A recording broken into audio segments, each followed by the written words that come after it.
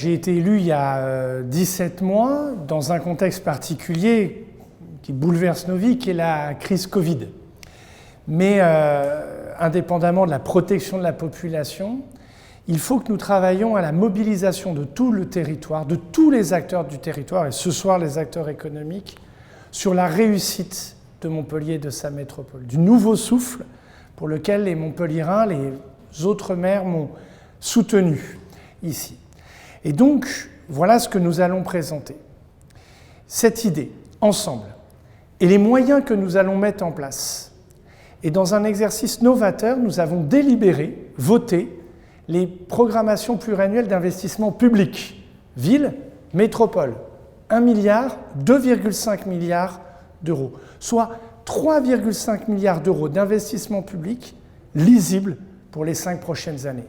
Donc un appel à nos entreprises à se challenger dans les appels d'offres pour répondre, les entreprises montpelliéraines, pour répondre pour à la fois mettre en œuvre les projets que les élus ont décidés, mais aussi nous accompagner à travers les clauses sociales, les clauses environnementales, leur engagement de mécénat sur le territoire pour que Montpellier soit en mouvement.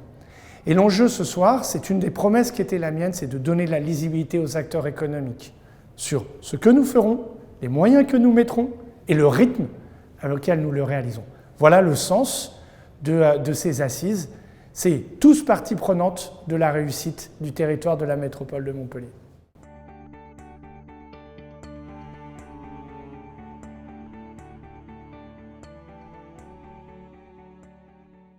D'abord, je veux dire, on ne produit pas n'importe où du logement à Montpellier. Il faut produire au bon endroit du logement de qualité pour les habitants de la métropole. Et donc, quand la SERM attribue des lots et demande à la profession, les promoteurs, les architectes, de se mettre en mouvement pour répondre, on identifie nos réserves foncières sur lesquelles on peut produire du logement. 8000 logements, c'est nécessaire au vu de notre démographie et des prix du logement. C'est nécessaire pour soutenir l'emploi. C'est nécessaire pour produire aussi du logement social. C'est nécessaire pour produire de la ville. On pense ici au quartier de la République, à la cité créative, à Cambacérès et les enjeux de bureaux pour accueillir des entreprises. On pense à d'autres communes de la métropole, Castelnau-le-Lez avec son maire Frédéric Laforgue sur la ZAC Eureka, ou les Hauts-de-Latte chez mon ami le maire Cyril Meunier. Et donc, c'est de donner cet environnement lisible. Car, je l'ai dit à la profession, ça ne peut pas être sur n'importe où, n'importe comment, sur le territoire de la ville. C'est des zones où il y a des projets, ce sont dans les nouveaux quartiers. Et puis se challenger, parce que nous ne pouvons plus construire des T3 de 55 mètres carrés après le Covid. Parce qu'à Montpellier, les gens, il ne faut pas faire que du logement Pinel, il faut faire marginalement du logement Pinel et d'abord du logement pour les familles, pour ceux qui ont un projet. Et donc c'est cette clarté-là que nous donnons à la profession et je ne doute pas qu'elle relèvera ces défis, car Montpellier, c'est une des villes qui doit être inspirante en matière de projets urbains, d'urbanisme, d'architecture, de bien construire. C'est cela l'enjeu.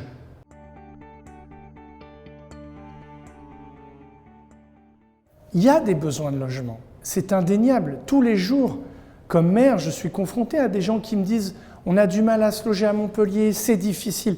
Et ce message, on doit l'entendre. Mais j'ai aussi entendu beaucoup d'habitants de Montpellier qui m'ont dit « mais monsieur Delafosse, je n'étais que candidat. Pourquoi là, il y a un immeuble qui fleurit au milieu d'une zone pavillonnaire, il n'y a pas de place dans l'école ?» Donc, il faut une production de logements dans un cadre cohérent, dans les nouveaux quartiers, là où on a les équipements publics, pour ensuite, quand les gens emménagent, ils aient la qualité de vie sans bousculer les Montpelliérains qui vivent là depuis longtemps et qui aspirent aussi à une forme de quiétude. Et donc, cette notion de Far West, c'est très clair. On ne peut pas aller braconner n'importe où, n'importe comment. Et là, nous donnons un cadre, la concurrence, dans le cadre de l'aménageur public, en lançant un certain nombre de lots dans lequel chacun des promoteurs peut répondre. Et c'est les meilleurs qui l'emporteront, c'est la qualité du projet qui déterminera le choix. Et puis, fin 2023, il y aura le nouveau PLUI qui sera un PLUI climat, donc qui est très clairement orienté sur une ville plus dense, à proximité des transports collectifs, et qui ne participe pas au mitage des espaces non artificialisés.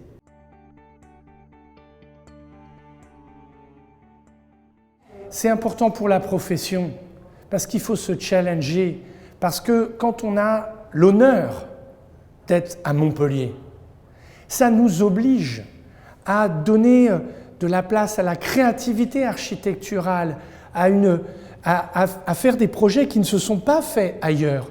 J'étais l'adjoint à l'urbanisme qui a lancé les folies architecturales avec Hélène Mandroux. Je ne comprends pas d'ailleurs pourquoi ça s'est arrêté. On est dans un moment un peu terne, où tout le monde dit « ça va pas ». Bon, eh bien on retrousse nos manches, on invente, on crée, parce que c'est Montpellier the place to be. Et les grandes équipes d'architecture qui vont se challenger pourront aussi se greffer avec des jeunes de l'école d'architecture de Montpellier. Et parce qu'à un moment, quand on voit Folie Divine, quand on voit l'Arbre Blanc, l'écho que ça, ce que ça provoque auprès des habitants qui se font Instagrammer, qui l'observent, on voit que ça crée une ambiance dans la ville. Eh bien, il faut ce mouvement, il faut cette créativité, parce que ça dit que Montpellier est une ville ouverte aux idées nouvelles.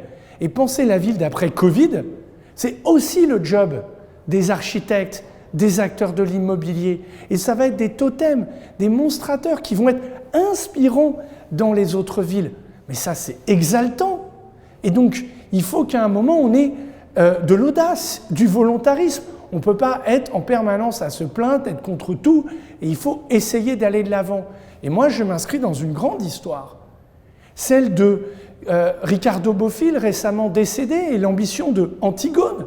Je m'inscris dans une grande histoire, celle de la mairie que j'ai l'honneur d'occuper, faite par Jean Nouvel, celle des archives départementales de Zahadid, d'une ville au prix Pritzker, où l'écriture de la ville fait référence ailleurs, ou en tout cas suscite une curiosité.